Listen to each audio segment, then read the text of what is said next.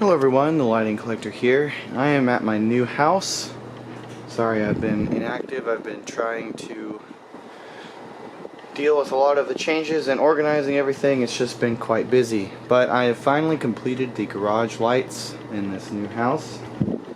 As you can see, the Westinghouse 4 lampers are indeed installed. I have both of them here, and the 1950s shop light is also installed. So now we have the completed garage lighting setup. I just put this up today. This is an F30 T12 twin lamp strip light that I converted to Preheat from Rapid Start. It's made by Range Air Manufacturing out of Grand Prairie, Texas. So it's a local company. This was, I think it was installed in one of those kitchen light boxes. In this case it would have been not a full ceiling fake skylight, but just a larger troffer style light that a lot of 90s and 80s houses and even 2000s houses had in the kitchens. And it utilized two of these 30-watt strips, one of which I kept Rapid Start. It's in here. Did have to rob a socket off of it because one of these broke. Come to find out, I don't have any of the taller tombstones immediately accessible for replacement, so it would have been weird to do a smaller, short profile one and then the other one be a long. So I just snatched that off there, and I'll go buy some of those, the taller kind like these. So anyways, I just put that up and it's over my toolbox here. I'm no longer a mechanic. I decided to get out of the auto industry so I can finally have my tools here at the house again, and that's what kind of brought me to do this finally. So I'll go ahead and start this one off. And once I have this thing down, when I move, I'll make a video of it, the ballast setup and everything else. I was going to do that, and I just never got around to it. But yeah, it's really nice to have a Preheat F30 fixture because I don't have too many of those. In fact, I think I only have like 2, although I'm going to create a couple more out of some single lamp strips I have. It's nice and blinky. I use the Leviton FS40 manual reset starters that I have in most of my 30 and 40 watt lights. That gives me the most blink no matter what lamps I use. And the lamps I'm using right now are these two Philips warm white lamps from probably the 90s or the late 80s, it looks like. They are a little different of a color temperature than the Ultra 3Ks that I've got in here, but it's not too bad. It's not really noticeable or different enough for me to find that annoying, but if I ever find something that matches a little better, I might throw those in. Then I'll have to back up here to get all 3 of these in one shot. Starting up, they are all on the same switch, or rather a remote. And you may not be able to hear the starters because the dryer is on and it's right next to me. But this camera does have decent audio quality in terms of recording, so maybe it will. So let me get down here and enjoy the show.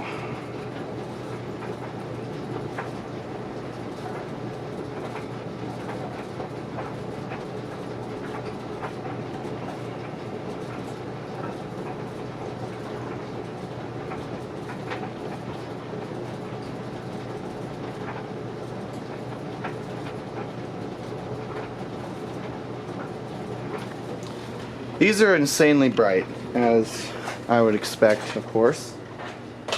So that means that I don't need to put anything over here, because the ceiling and walls are both white. So the light is reflected so well over here that I really don't find it necessary to install anything in this area.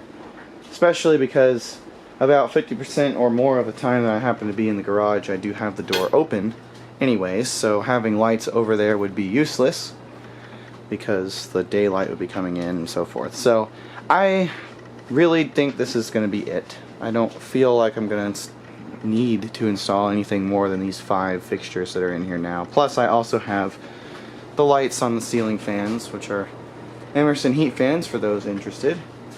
And then the light in the laundry room here, which is just that run-of-the-mill LED light that never turns off. It does have a switch, but no one ever turns it off. So I thought about putting something fluorescent here because I've got plenty of interesting fixtures to use, but I realized that it'll just always be on, and where's the fun in that? I like to have preheat where I, switch it on and off so I can watch the preheat happen. The shop light does have newer Phillips tubes, as in like really new. I was having issues with 2 of my Ultra 3Ks. I do have enough to do these 4 fixtures, but these 4 plus that shop light up there, as in all the 4. These 3 plus the shop light, sorry. But the thing is, one of the pins in the tube was giving me issues, and then the other one seemingly might be dying, I'm not sure. So until I can find something better, I just have these 2 India-made Phillips 3000K tubes, which are honestly not bad. They are a pretty close match. Ironically, more of a match than that actually to the Ultra 3Ks. They're of course a little dimmer, but what do you expect? They're not too much dimmer though, because they're on a good high power factor ballast. Oh, finally we have less noise, but obviously these 4 in here are Ultra 3Ks, and so are these 4. Keep running into stuff here.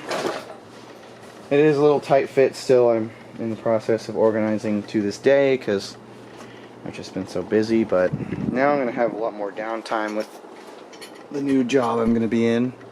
But the last fixture is a shop light that I converted to preheat, and it is ridiculously blinky, which I love. Again, using the Leviton starters, and this has a universal 203 ballast, which is why it's so blinky. Again, Ultra Lume, Ultra 3Ks in there. And with all these lights, it's actually really nice and bright in here. Now the camera is not showing exactly how bright it is.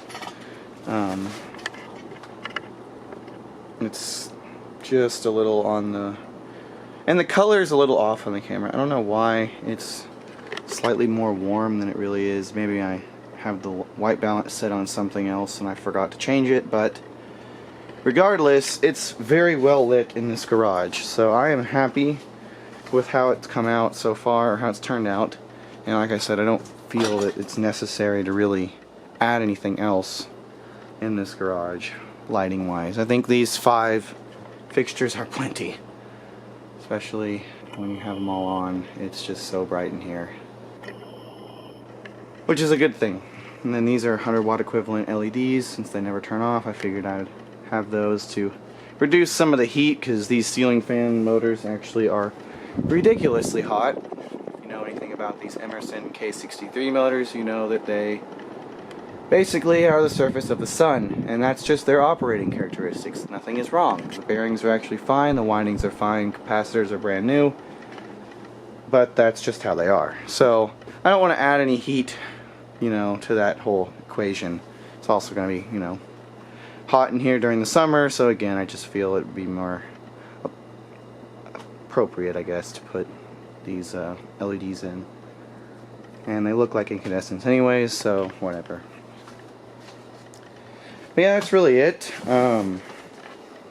I am very pleased with this install. I kind of wish they were all on the same switch, but it's also kind of fun to be able to control how many are on.